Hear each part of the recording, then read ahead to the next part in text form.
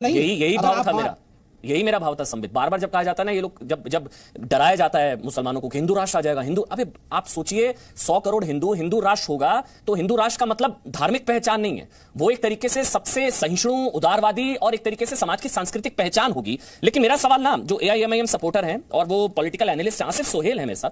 आसिफ सोहेल जी, आपको लगता है कि मुसलमान, आप हिंदू राष्ट्र चिल्लाएंगे, मुसलमान डर जाएंगे और आपको वोट मिल पाएंगे? आसिफ सोहेल बोलिए आप, फिर अनुराग और हर्षवर्धन त्रिपाठी जी मैं आपके पास आऊंगा। देखिए, अब तक तो डराने का ही काम किया गया है। भारतीय जनता पार्टी हो या RSS हो, मुसलमान को डराकर एक डायलेमा में रखकर जो हिंदुस्तान को चलाया गया है, जिसमें मॉब लिंचिंग भी कह सकते हैं, या कई प्रकार के मंदिर का मुद्दा लेकर आए थे। आज बीजेपी के पास कोई मुद्दा नहीं है, ये सारे मुद्दे बीजेपी की तरफ से आ रहे हैं, ना बल्कि किसी और की तरफ से। हिंदुस्तान का मुसलमान भी नहीं डरेगा, ना हिंदुस्तान का हिंदू डरेगा। सब मिलकर इस भारत के लिए काम करेंगे, भारत की तरक्की के लिए आगे रहेंगे। हम किसी को दूसरी नजर से नहीं देखते। आप लोग हमें जो है दूसरी नजर से देखते हैं, पर हम दूसरी नजर के सहेली नहीं है। हम इक्वली यहाँ पर बराबर है। हमारा भी हक इस मुल्क में, हमारे पूर्वजों ने इस जमीन पे अपना खून दिया है, इसकी आजादी के लिए लड़े हैं। और आपने, किसी ने कहा, अभी संबित पात्रा जी ने कहा है कि पाकिस्तान की कोई नहीं कहा था, हम भी उनके खिलाफ है। और जो अफगानिस्तान का तालिबान का शरिया, उसे भी हम नहीं मानते। हम इस्लाम और शरिया को मानते हैं। इस्लाम के बारे में आप कुरान पढ़े और हदीस पढ़े तो इस्लाम पता चलेगा, ना बल्कि किसी का बताया हुआ शरिया या कोई मुल्क फॉलो करने का एक गलत तरीके से आप प्रोपेगेंडा कर रहे हैं आप लोग। अगर मैं गलत नहीं हूं, तालिबान तो एक्चुअल जो सबसे रिफाइंड शरिया उसको फॉलो कर रहा है, तो आप लोग उसके विरोध में हैं। तालिबान इस्लाम विरोधी कह रहे हैं आप।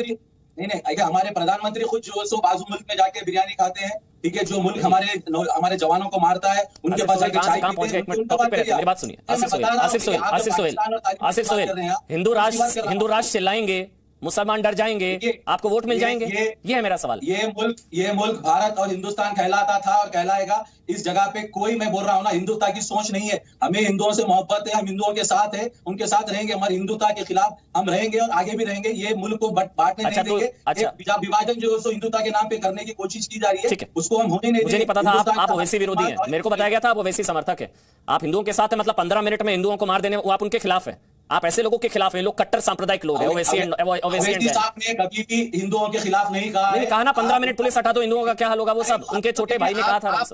आप उनके खिलाफ हैं, आप ओवैसी एंड गैंग के खिलाफ हैं। मुझे नहीं, मेरी गेस्ट टीम ने बताया था आप समर्थक हैं। आप जज मत बन जाइए। आप एक एंकर है, आप एक मीडिया हाउस चला रहे हैं, आप एक सुप्रीम कोर्ट। आसिफ सोहेल, मुझे देखिए गलती हुई है कोई, मुझे मेरी गेस्ट टीम ने बताया था आप ओवैसी सपोर्टर हैं। आपकी सारी बातें सेकुलर है, आप ओवैसी विरोधी हैं। आपने बोला जो हिंदुओं के खिलाफ बोलता मैं उसके खिलाफ हूं। उन्होंने बोला 15 मिनट पुलिस हटा दो, हिंदुओं का क्या हाल होगा? 15 करोड़ वर्सेस 100 करोड़। अब वो कह रहे हैं कि हिंदू राष्ट्र बन जाएगा, हिंदुओं से डरो। तो आप किसके साथ हैं? आप ओवैसी विरोधी हैं? आप कुछ भी लो, आप बोल लो ना, आप लोग विरोधी हो, आप लोग मुसलमान के विरोधी हो, आज मुल्क के विरोधी हो, आप हिंदुस्तान के विरोधी हो। आप मुझे नहीं बोल सकते ना, आप खुद विरोधी हो। दूसरों को क्यों ब्लेम कर रहे हो आप? ओवैसी साहब ने कभी भी मुसलमान हिंदुओं के खिलाफ कभी कहा है? आप बोल लीजिए, मेरे को कंफ्यूजन हो गई है। मुझे लग रहा था ये ओवैसी के सपोर्टर है, ये ओवैसी विरोधी निकले। ये आप ओवैसी के खिलाफ बोल रहे हैं, मुझे नहीं पता था, मेरी गलती है। मेरी गेस्ट टीम ने मुझे बताया था आप ओवैसी सपोर्टर है। आप बोल लो ना, आपका होमवर्क आप बराबर करके बैठना। हाँ, मेरे से गलती हुई। आप ओवैसी विरोधी हैं, आप ओवैसी के खिलाफ इतना जहर उगल रहे हैं, इतनी सेकुलर बातें कर रहे हैं, कम्युनल ओवैसी के खिलाफ। मुझे अच्छी बात है, आपकी वापसी हो रही है। चलिए कोई नहीं, संबित आप बोल लीजिए, फिर मैं हर्षवर्धन त्रिपाठी आ रहा हूँ। संबित आप जवाब दे दीजिए, फिर हर्षवर्धन त्रिपाठी जी मैं आपके पास आ रहा हूँ।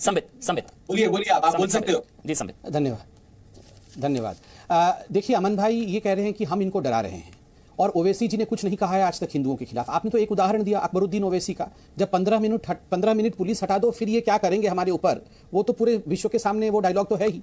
दूसरी बात, ओवैसी जी के उस प्रसंग को चलाइए। ओवैसी जी ने अपने एक भाषण में राम मंदिर के लिए भाषण देते हुए उन्होंने क्या कहा था? ये राम की मां ने जाके राम को कहां कहां जना था। आप सोचिए, भगवान राम की मां के लिए जिस प्रकार के शब्दों का प्रयोग ओवैसी जी ने अपने भाषण में किया था, उन शब्दों का प्रयोग तक मैं यहां नहीं कर सकता। और यहां पर देखिए, यही ओवैसी जिसने नहीं, हिंदू राष्ट्र काहे का हिंदू राष्ट्र मेरे साहब, ये तो हिंदू, आपने बिल्कुल सही कहा है, हिंदू शब्द इस्तेमाल करने में आधे हम ही लोगों को शर्म आने लगी है। इस देश का विडंबना है कि हिंदुओं को भी हिंदू शब्द इस्तेमाल करने में शर्म आती है। तो हिंदू राष्ट्र कैसे बन जाएगा अगर हम स्वाभिमानी ही नहीं बनेंगे? हमें अपने कल्चर के ऊपर, संस्कार के ऊपर, संस्कृति के ऊपर गर्व ही नहीं होगा। गौ माता की रक्षा करनी है, ये बोलने में हमारे जीभ कांपने लगते हैं, हमें लगने लगता है कि हम रिग्रेसिव कहलाएंगे। तो कैसे हिंदू राष्ट्र हो जाएगा? ये ओवैसी जैसे लोग ही जिन्नावादी राजनीति पूरा करते रहेंगे। अभी उनके प्रवक्ता बोल रहे थे कि हिंदुत्व के नाम पर विभाजन इस देश का हम नहीं होने देंगे। कभी हिंदुत्व के नाम पर विभाजन हुआ है पूरे विश्व में? आज तक कभी हुआ है विभाजन? जहां भी हुआ है इस्लाम के नाम पे ही हुआ है। जिन्ना ने किसके नाम पे विभाजन किया था? कि मुसलमान डरा हुआ है, मुसलमान को एक नया कौम चाहिए, मुसलमान को नया कौम दिया गया। विभाजन कभी भी हिंदुइज्म के नाम पे नहीं होता है, वो सबको लेकर चलता है। और मेरे भाई जो AIMIM से आए हैं, उन्होंने कहा आप हदीस पढ़िए, आप कुरान पढ़िए, तो आप असली इस्लाम को जानेंगे। मैं उन्हें निमंत्रित करता हूं, आप महाभारत पढ़िए, आप गीता पढ़िए, आप रामायण पढ़िए, आप वेदों को पढ़िए। अनादिकाल से वेद चले आ रहे हैं, अनादिकाल वाले उस वेद और शास्त्र को पढ़िए, आप जानेंगे असली मायने में इंक्लूसिवनेस क्या होता है, सबको लेकर सर्वांगीण विकास के साथ एक सभ्यता को कैसे चलाया जाता है। हिंदुइज्म शब्द कहीं नहीं है, यह सनातन है, जो हमेशा था और सर्वदा रहेगा, वो सनातन आप समझ पाएंगे। आप वहीं से आए हैं, आप वहीं से आए हैं, आप सनातनी थे, बीच में आपने अपनी पूजा करने की पद्धति बदल दी है, मगर इस मिट्टी की खुशबू, जो मिट्टी का खुशबू आपके डीएनए में है, क्या आप उसे हटा सकते हैं?